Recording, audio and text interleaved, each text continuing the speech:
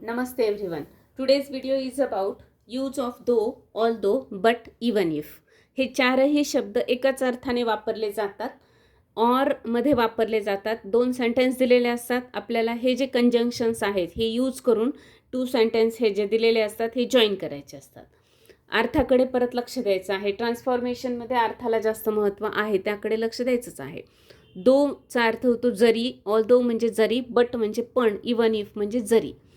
I am tired, I complete my work. I am tired, I complete my work म्हणजे मी थकलेलो आहे किंवा थकलेली आहे आणि मी माझे काम पूर्ण केले आहे किंवा करते तरी मी माझे काम पूर्ण करते, जरी मी टायर्ड असले तरी पण. Though I am tired, I complete my work. Though I am tired, I complete my work. आपण इथे कम्प्लीटेड करू म्हणजे काय होईल, हे मिनिंगफुल होईल वाक्य. आय कम्प्लीटेड असं करूया. Though I am tired, I completed my work म्हणजे जरी मी थकलेली आहे तरी मी माझं काम पूर्ण केलेलं आहे.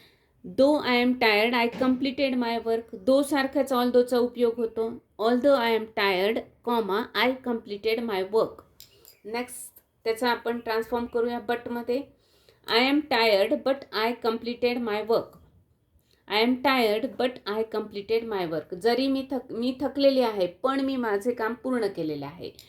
जर इवन इफ वापरायचं असेल तर काय होईल, even if I am tired. Though आणि ऑल्दो सारखाच इवन इफ सुरुवातीला येतं. जी ॲक्शन आधी घडलेली आहे त्याला जोडून आपल्याला दो, ऑल्दो आणि इवन इफ घ्यायचं असतं. Even if I am tired, I completed my work. या पद्धतीने हे चेंजेस होतील. सेकंड सेंटेन्स बघूया, त्यामध्ये आपण इवन इफ पण यूज केलेलं आहे. He was rich, he did not help the poor. आता इथे अर्थ लक्षात घ्या. ही वॉज रिच, तो श्रीमंत आहे पण तो गरिबांना मदत करत नाही, पुअर लोकांना मदत करत नाही. तो श्रीमंत होता पण त्याने गरिबांना मदत केली नाही. दो ही वॉज रिच, जरी तो श्रीमंत होता तरी त्याने गरिबांना मदत केली नाही. Although he was rich, he did not help the poor. जरी तो श्रीमंत होता तरी त्याने गरिबांना मदत केली नाही. कॉमाचा अर्थ या ठिकाणी तरी या अर्थाने वापरला जातं. ही वॉज रिच, तो श्रीमंत होता पण त्याने गरिबांना मदत केली नाही. आणि इवन इफचं काय होतं, सेम दो, ऑल्दो आणि इवन इफ सेम यूज करायचं आहे.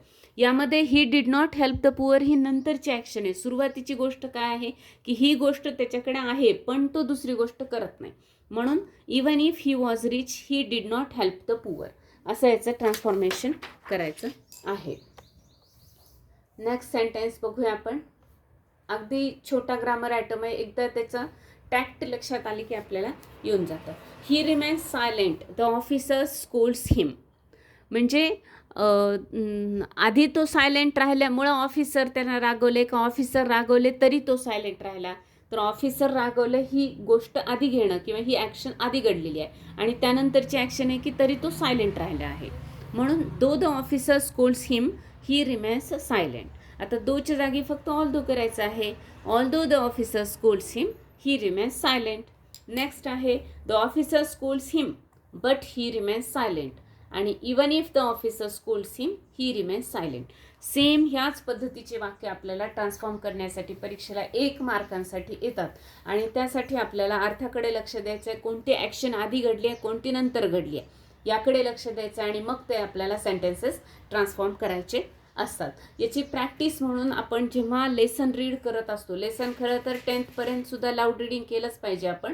तर जे लाऊड रीडिंग करत असतो त्या लाऊड रीडिंगमध्ये जिथं कुठं असं काही ग्रामर ॲटम आपल्याला दिसतात ट्रान्सफॉर्मेशनचे, इफ नॉट असेल, either or, neither on, nor किंवा not only but also, as well as, besides वगैरे, हे जिथे जिथे ग्रामर ॲटम आपल्याला दिसतील किंवा जसं इथं आपण इवन, इफ, ऑल्दो, दो हे यूज केलेले आहेत, तर जिथं दिसतील ते ग्रामर ॲटमची एक आपल्याकडे लिस्ट करायची आहे. त्याला अंडरलाईन करून ठेवायचे आणि नंतर वहीमध्ये लिस्ट करायचे आणि मग ते आपण ट्रान्सफॉर्म आपल्याला करता येतात का हे बघायचं आहे. हा अभ्यास हा स्वतःचा असतो, हा कोणी सांगितला म्हणून आपल्याला करायचं नाही आहे.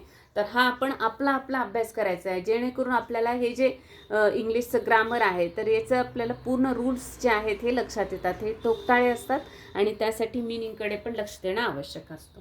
So today's thought is success is a journey not destination.